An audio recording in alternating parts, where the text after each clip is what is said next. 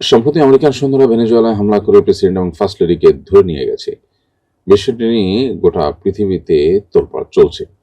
এ বিষয়ে আপনার মন্তব্য জানতে চাই।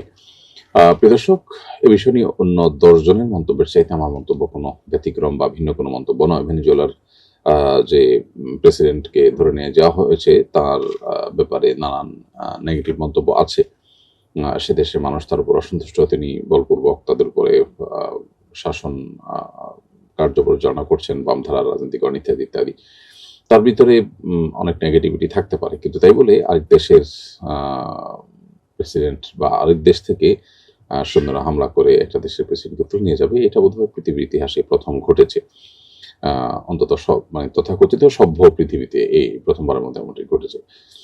বিশেষ করে স্ত্রীসহ রাতের গভীরে তার প্রাসাদ থেকে তাকে ধরে নিয়ে গেছে। অবশ্য তার দেশের বেশ কিছু মানুষের বিশ্বাসঘাতকতা এটার জন্য দায়ী বলে বিভিন্ন সংবাদ মাধ্যমে উঠে এসেছে। মূলত আমরা সবসময় বলি মব এটা অনুচিত, আইন হাতে তুলে নেওয়া অনুচিত, আইনের প্রতি শ্রদ্ধাশীল থাকতে হয়।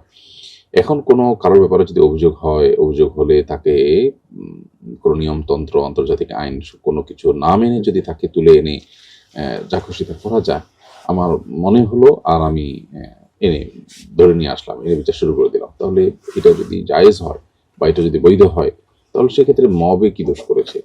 তাহলে কি ব্যাপারটা এরকম যে যারা শক্তিশালী, যারা পাওয়ারফুল তাদের জন্য আইন বা তাদের জন্য আইনের প্রতি শ্রদ্ধা এগুলোর কোনো দরকার নাই? আদতে তাই। বাস্তবে তাই। বর্তমান বিশ্ব পরিস্থিতির আলোকে সেটাই চলছে মূলত। অর্থাৎ যে সমস্ত মুখে আমরা নীতিবাক্য শুনে থাকি, স্লোগান শুনে থাকি অনেক সুন্দর, সুন্দর। এগুলো বেশিরভাগই মুখরোচক। এগুলো বেশিরভাগই প্রতারণা। কখনো গণতন্ত্র, কখনো অধিকার, কখনো শান্তি রক্ষা ইত্যাদির নামে পৃথিবীতে যাদের সক্ষমতা আছে, যাদের সেই পাওয়ার আছে, তারা লুটতরাজ করা, অন্যদের সম্পদ দখল করা, সাম্রাজ্যবাদ বিস্তার করা, মাস্তানি করা, এটাই মূলত চলছে।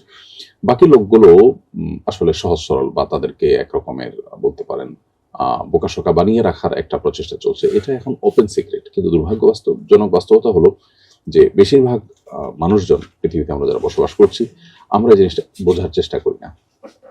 তো এ ধরনের ঘটনাগুলো মূলত আজকের পৃথিবীর এই তথাকথিত সভ্যতা, অধিকার কবচানোর যে বিষয়গুলো আছে, কোরআন হাদিসের অনেক বিষয়ের সাথে দেখবেন যে অধিকারের সংঘর্ষ দিয়ে কোরআন হাদিসকে আপনার ভিলেন বানানোর বা ইসলামকে ভিলেন বানানোর, ইসলামের বিধিবিধানকে ভিলেন বানানোর বা আসামের কাঠগড়া করার একটা চেষ্টা আমরা দেখি। অথচ এই পুরো আয়োজনটাই এই অধিকার, শান্তি রক্ষা ইত্যাদি ইত্যাদি এদের নামে পুরো আয়োজনটা, এখানে দৃশ্যমান কিছু হয়তো ভালো কাজ আমরা দেখতে পাই।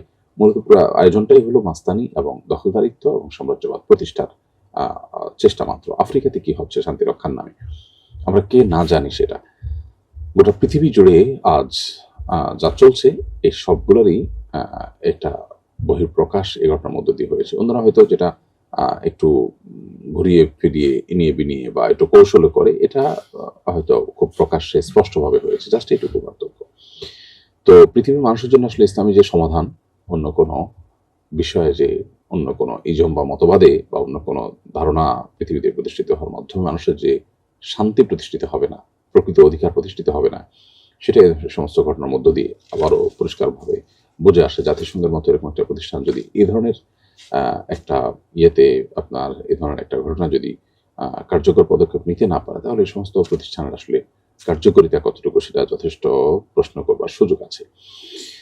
আমাদের ভুলে যাওয়া উচিত হবে না যে শতাব্দীর সবচেয়ে ভয়াবহতম বর্বরতা ফিলিস্তিনবাসীর উপর চলছে।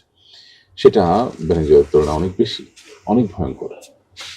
অথচ সেটাকে আমরা দেখে না দেখার ভান করছি এবং গোটা পৃথিবীর মানুষের কাছে সহনীয় হয়ে গেছে। যারা করছে গোটা পৃথিবীর চারপাশ থেকে একটা নরক তৈরি করে একটা এলাকাকে সম্পূর্ণ মাস্তানি এবং গায়ের জোর থেকে যা খুশি তা করার চেষ্টা চলছে এবং সেটাকে পৃথিবীর শক্তিশালী দেশগুলো বিভিন্নভাবে সমর্থন করে যাচ্ছে।